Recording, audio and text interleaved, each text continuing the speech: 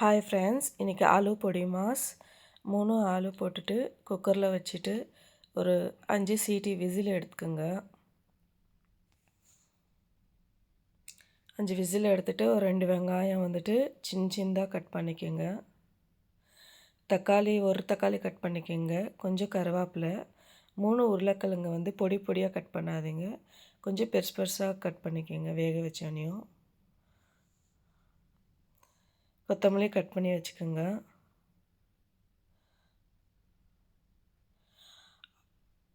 Oil விட்டுக்குங்க, கடுகு போடுங்க.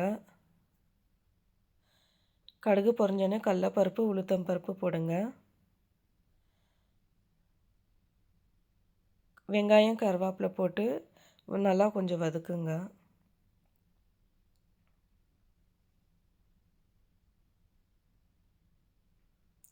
அது கொஞ்சம் நல்லா வதங்கினோன்னையும் தக்காளி போட்டு வதக்குங்க. தக்காளி ரொம்ப வதங்கக்கூடாது.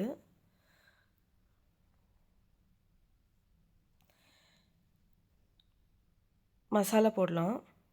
மஞ்சள் பொடி, சால்ட்டு,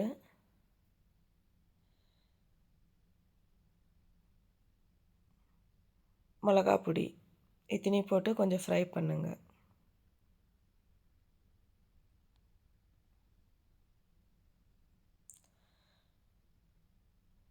கொஞ்சம் நல்லா ஃப்ரை பண்ணுங்கள். தக்காளி ரொம்ப வதக்காதுங்க. இப்போ வந்து ஆலு போட்டுட்டு ஃப்ரை பண்ணுங்கள்.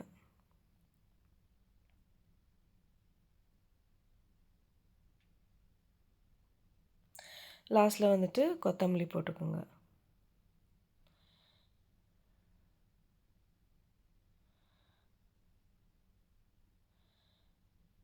ஆயிடுச்சு friends. Thank you so much. Like பண்ணுங்கள், சப்ஸ்கிரைப் பண்ணுங்கள், பெல் ஐக்கான் கிளிக் பண்ணுங்கள். ப்ளீஸ் சப்போர்ட் பண்ணுங்கள்.